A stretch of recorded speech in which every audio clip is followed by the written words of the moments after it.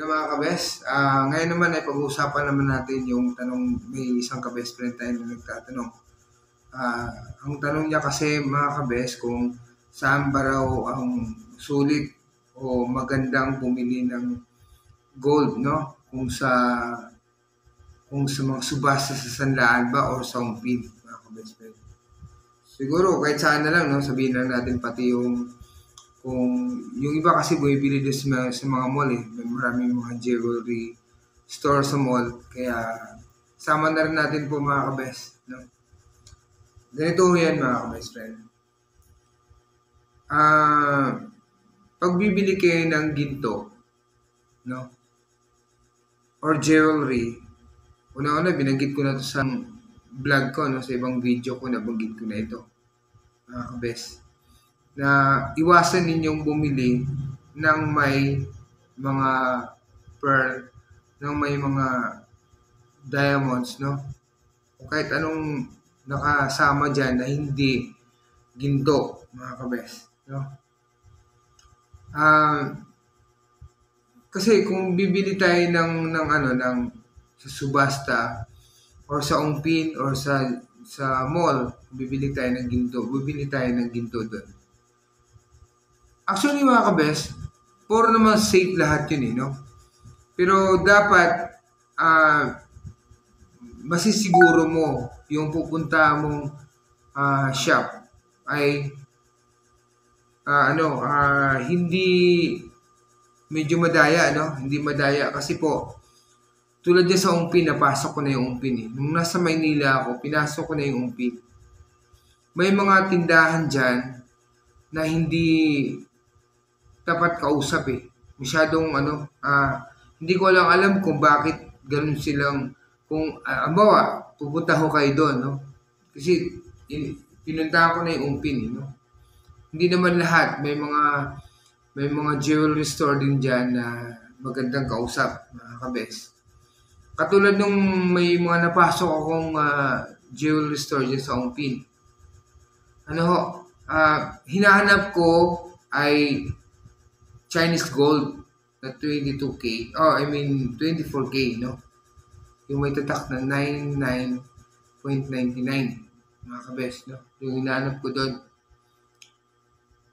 May lumapit sa akin Hindi, alam ko, hindi yun ang, kasi una, sales lady, tapos tinawag niya yung, hindi ko alam kung may-ari yun o hindi. Tapos, pinakitaan niya ako ng isang item na Chinese gold daw, sabi. Overlap yun actually overlap ang disenyo nun, no? Tapos may Chinese character, sabi niya sa akin, yun yung mga 24K, matataas ang uri. Pero alam ko po, hindi siya nagsasabi ng totoo, Hindi siya nagsasabi ng totoo. Then nakita ko yung item, mga local lang locally made Pero yung tatak niya, Chinese gold. Chinese character, Talaga yung design niya, kuwang-kuwa sa Chinese gold. Yung malalambot, yung mga 99.99% na gold po, yung 24K, So, hindi, doon pa lang na lumabas na ako after nun. Kasi nahalata ako dun sa kausap ko na hindi Chinese yung kausap ko Hindi siya, hindi nagsasabi ng totoo, mga kabes. Ganun ho yun, So, may item din akong hinahanap kasi para bang nag-iimbestiga lang talaga ako doon kasi may mga customers kasi ako na nagrereklamo na binili na sa ganun lugar, ganyan. Tapos, pag inuri namin, mababa yung uri, 10K, may 14K, sabi daw 21K, sabi daw 18K, So, sa madaling sabi, mga kabes, kahit saan ka naman bibili, kung makapasok ka sa isang tindahan or jewelry store na tapat naman na kausap na hindi may halong masyadong okay yun. Pero mga kabes, kung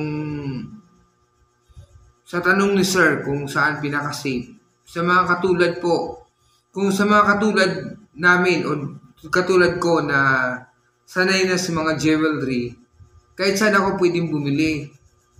Kahit sa Ongpin ako bumili, kahit sa mga sa mga jewelry store, may mga mall, ay hindi na ako pwedeng maloko dun sa mga ng mga sales lady, halimbawa, no? Kasi may alam ako sa jewelry, sa mga gold. Pero kung halimbawa yung mga kabes natin na mga baguhan lang na hindi sanay sa mga gold, no? Lalo na pag sinamahan ng medyo maganda yung sales stock ng isang kausap, talagang mapabili. Kaya iwasan niyo po sa mga ganung lugar tulad ng jewelry store, sa mga mall, tulad ng mga sa Ongpin, iwasan niyo po. Mas maigi po doon lang kayo sa mga pawn shop pumunta, sa mga subasta nila. Kasi po, katulad ng dyan sa Cebuana Luwilier, ang Cebuana Luwilier kasi talagang dumadaan na ho yan, isa-isa, tinitest na po yan, isa-isa bawat isang ginto. Pag anong nakatatak dyan, kung 18K, talagang 18K po yan, mga kabes. No? Kung 14K, 14K talaga yan. Kung 21K, 21 talaga yan. 21K talaga yan. Sa mga subasta sa pawn shop dahil dumaan doon sa mga inuuri talaga yan ng isang mga appraisers sa mga eksperto, Pero, minsan may nakakalusot na ilan lang, nakalagay 18K pero 21K pala. Swerte niyo kung makachempo kayo sa ganyan. Meron nung ganun, mga kabes. Pero kung halimbawa, 18K tapos, pala siya, no? Kasi may mga jewelry na walang tatak walang hallmarks, po. Sa madaling sabi po, mga kabes, sa subasta, sa mga pawn shop, mas safe doon. Pero ito po, mga kabes, ang gusto ko sabihin sa inyo. Kung bibili kayo ng gold, halimbawa sa subasta kayo bumili. Minsan kasi po, may mga pawn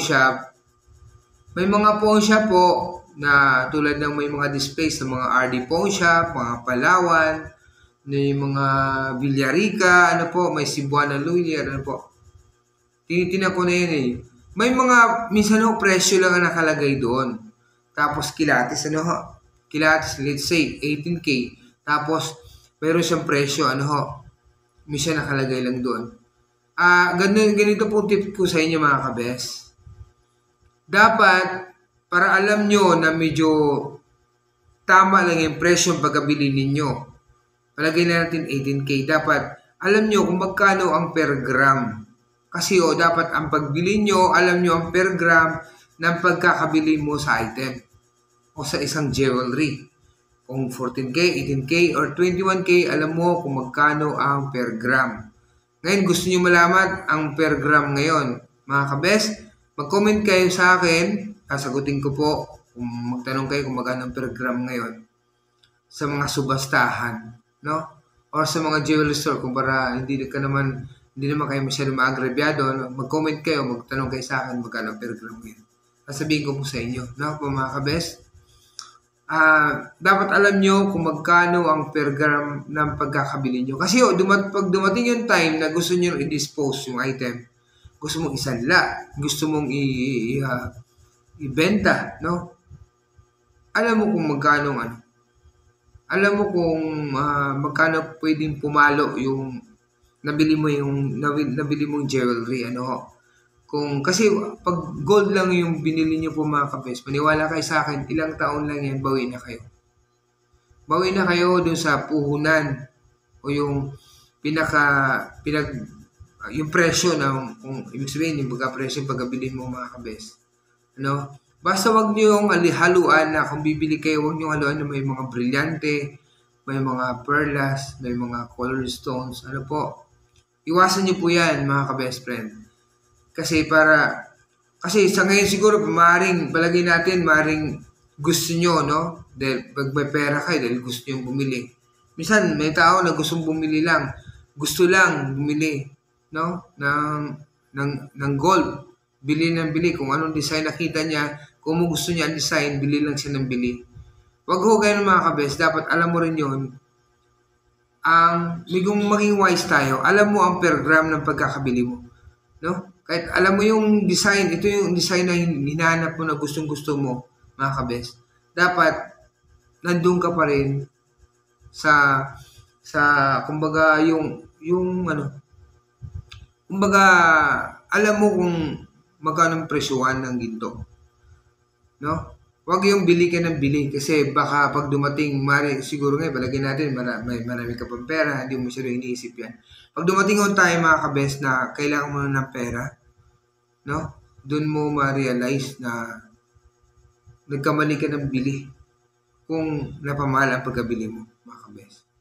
Kaya ingat-ingat po tayo sa mga subasta man ang bibili man na kayo ng alahas sa subasta, dyan sa mga jewel store, sa Ongpin, ano po. Kahit man minsan may mga nagpahulugan, minsan may nagbebenta ng alahas, yung mga gamit na, no? Alamin nyo pa rin ang per gram, mga kabes. Yun ang dapat mong malaman. Yung per gram, pagkabili mo, kunin mo na yung gramo, kailang grams yan, no? Tapos yung kilatis niya, dapat alam mo kung magkano yung papatak ang bawat isang gramo, mga kabes. Pero minsan kasi sabi ng iba na ay, pagsubasta kasi mga luma mga luma ang subasta. Hindi po. Yung subasta po sa mga pawn shop, pinagpilian na ho talaga yan, yung mga gandang klase yan, yung walang UP. Maganda po, no? Yung walang UP. Talagang talagang maganda pa. Kumbaga maganda. Yung may mga UP kasi sa mga pawn shop, ano nila yan? Hindi na nila dinidisplay yan. Hindi na nila nilagay yan sa display para ibenta. No? Yun yung mga gandang klase na, yung mga walang UP talaga ho. Pero huwag nyo isipin na luma ho. Luma na yung jewelry. Mas maganda brand new ang bibili nyo. Hindi po ganun mga kabes. Kasi, sabihin ko sa inyo, totoo mga kabes, pagdating sa gold, walang nalulumang gold, ginto mga kabes. Hindi po totoong naluluma yung ginto. Walang ginto na naluluma o maging luma na siya. Hindi po. Pag nakabili kayo sa subasta na mga jewelry, dapat sa tingin niyo parang gamit na, dalhin niyo lang yan sa mga nagtutubog ng mga alahas, magiging bago ulit yan. Magiging bago ulit yan. No? Konting gastos lang yan, baka 100 lang babayaran mo dyan. Paglabas niyan, bago ulit yung item, mga kabes. Kaya huwag niyo isipin na pag sa subasta, luma na. Iba talaga sa yung mga jewelry store, sa mall, sa Ongpin, ay bago. Hindi po, mga kabes. Kung doon naman kayo sa isang lugar, kahit nga bago tapos nadaya naman kayo sa per gram. Hindi naman totoong ganun nga yung kilatis niya. So, napamahal pala ang bili mo.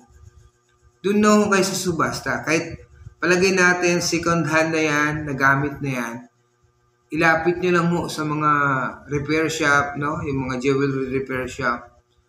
Sa mga repair shop po na yung mga jewelry, kunting babayaran mo lang dyan, baka 100 lang, baka wala pa, no? 200, masyado nang mahal ang 200 dyan.